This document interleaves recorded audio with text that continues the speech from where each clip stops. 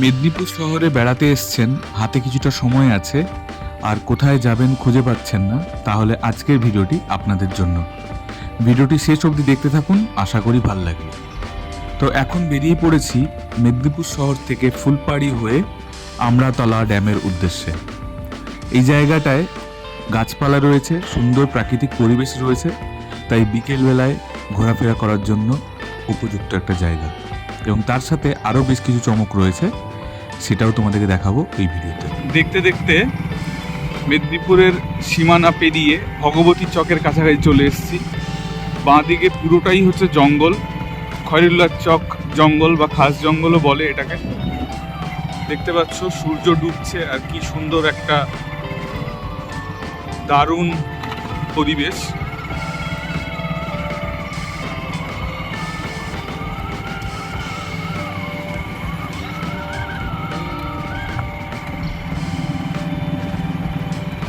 ডান দিকে রয়েছে আমড়াতলা ড্যাম আর বাঁ দিকে পুরোটাই জঙ্গল।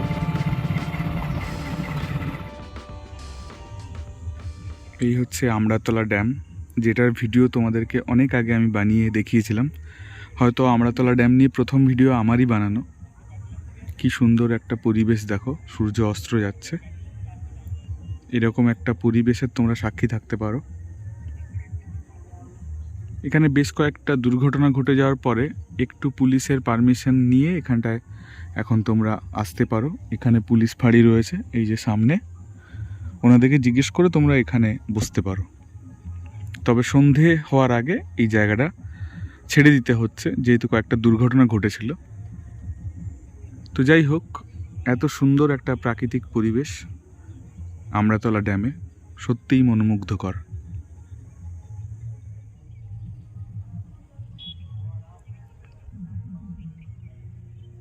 বর্ষাকালে এইটা দিয়ে জল বেরোয়, খুব স্পিডে জল বেরোয়, আর তখন এটাতে মানে দারুণ লাগে দেখতে। এখন জল বেরোচ্ছে না, শুকনো।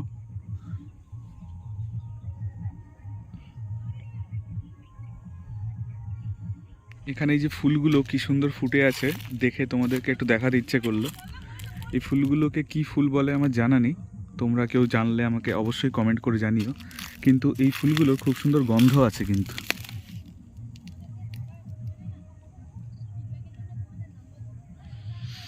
অসাধারণ একটা গন্ধ এই ফুলের। এটাকেই বোধহয় ভাট ফুল বলে বা কিছু, আমার জানা নেই ঠিক, তোমরা জানিও অবশ্যই। আর এই পাশে সবুজ ধান ক্ষেত রয়েছে যতদূর দেখা যায়। তো ওভারঅল খুব সুন্দর একটা জায়গা। ডান দিকটা আমড়াতলা ড্যাম, আর যেটার জন্য আবার দাঁড়ালাম, যে এই বাঁ দিকটা না দেখিয়ে থাকতে পারলাম না। বাঁ দিকটা দেখুন কি সুন্দর সবুজ ধান ক্ষেত রয়েছে, এবং অনেক দূর অবধি দেখা যায়, সেই জঙ্গল অবধি দেখা যায়, এবং খুব সুন্দর লাগে। শালবনির জঙ্গল, এই সমস্ত জঙ্গলগুলো দেখা যায় এখান থেকে।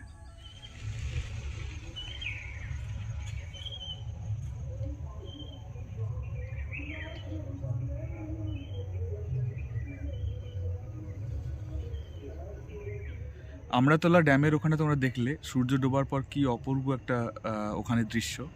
আর একই সাথে আমি একটু সময়ের মধ্যেই চলে এসেছি জঙ্গলের মধ্যে, একদম পাশেই জঙ্গল, যেটা তোমাদেরকে আগেও বলছিলাম। তো জঙ্গলের মধ্যে এখানে কিন্তু অন্যরকম একটা অপূর্ব একটা পরিবেশ।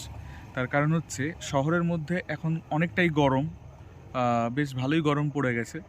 কিন্তু এই যে জঙ্গলের মধ্যে এলাম বাইক নিয়ে, বেশ মনে হচ্ছে যেন ঠান্ডা ঠান্ডা লাগছে, মানে এত অন্যরকম এখানটার পরিবেশ।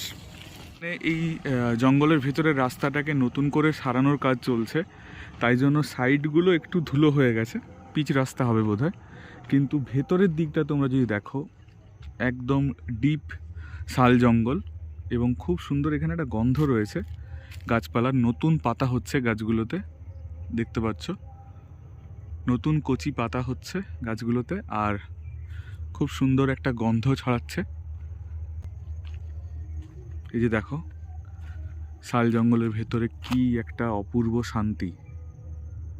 দূর থেকে গান বা এই সমস্ত ভেসে আসছে কিছুটা, সেটা তোমরা কতটা পাচ্ছ জানি না, কিন্তু এই ভেতরগুলোতে অদ্ভুত শান্তি রয়েছে। তো আমরা এখন এখান থেকে ব্যাক করব, ব্যাক করে আমরা যাব তপবনে, সেই নতুন রেস্টুরেন্ট যেটা এখান থেকে ফেরার পথে পড়বে। তো বিকেলবেলায় তোমরা যদি কেউ চাও এই সমস্ত জায়গাগুলো ঘুরে দেখতে পারো সবার প্রথমে, আর তারপরে সোজাসুজি তপবনে গিয়ে ওখানে তোমরা সন্ধেবেলায় কিছু খাওয়া দাওয়া করতে পারো এবং তারপর তোমরা মেদিনীপুর শহরে ফিরতে পারো। আমড়াতলা ড্যামের যে রাস্তাটা, সেই রাস্তাতে আমরা রয়েছি, আমড়াতলা ড্যাম যাওয়ার যে রাস্তা, আর সেই রাস্তাতেই এই রাস্তাটা একেবারে নতুন খুলেছে একটা ফ্যামিলি রেস্টুরেন্ট এবং হোটেল তপবন।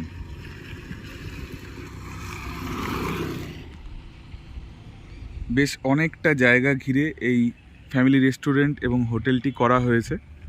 এখানে ইন্ডিয়ান ও চাইনিজের সমস্ত খাবার সুদক্ষ রাঁধুনি দ্বারা তৈরি ও পরিবেশন করা হয়, আর ভেতরে 2 হুইলার ও 4 হুইলার পার্কিংয়ের ব্যবস্থাও রয়েছে।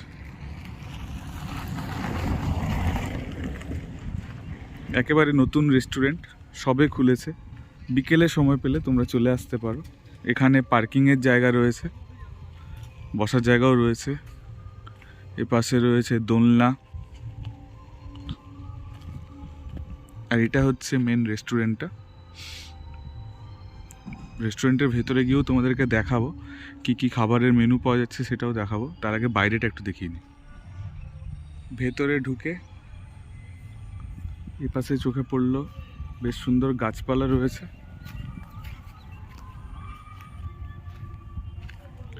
এই বসার জায়গাগুলো করা হয়েছে সিমেন্টের, খুব সুন্দর। যদি তোমরা বন্ধু বান্ধবদেরকে নিয়ে আসো এখানে বসে আড্ডাও দিতে পারবে এবং খাবার খেতে পারবে। তার ঠিক পাশেই রয়েছে এই যে দোলনাগুলো, দোলনা রয়েছে।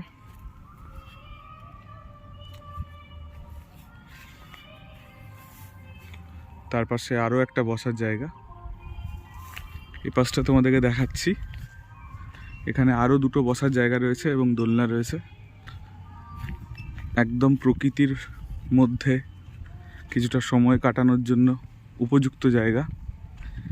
তার পাশে এখানে নানা রকম গ্রিন ভেজিটেবল তৈরি করা হচ্ছে, দেখতে পাচ্ছ। লাউ গাছ রয়েছে, বেগুন গাছ রয়েছে, নানান ধরনের শাক রয়েছে, ফুল গাছ লাগানো হয়েছে। এ পাশে রয়েছে পেঁয়াজ গাছ, টমেটো গাছ, খুব সুন্দর। এই পাশটা আরও বোধহয় গাছ লাগানো হয়েছে, এই দিকটা এই অবধি সীমানা, এই পাশটা আরও গাছ লাগানো হয়েছে। গাছগুলো বড় হলে আরও সুন্দর লাগবে।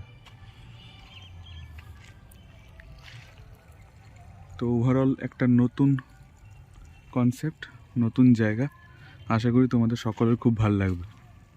এখন আমরা চলে এসেছি তপবন রেস্টুরেন্টের ভেতরে। ভেতরটাও খুব সুন্দর করে সাজানো হয়েছে, দেখতে পাচ্ছ। চেয়ার টেবিল পাতা হয়েছে সুন্দর করে, চেয়ার টেবিল পাতা হয়েছে।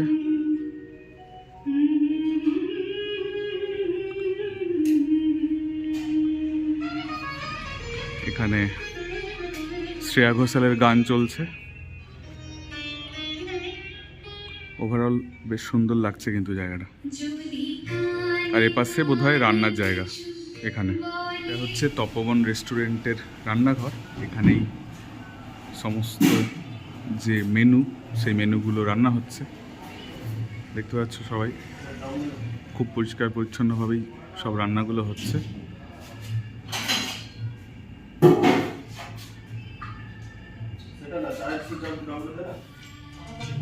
এখন দেখে নেব তপবনের মেনু কার্ড, অর্থাৎ কি কি খাবার এখানে পাওয়া যায়। ভেজ এবং ননভেজ 2 রকমের জিনিসই রয়েছে।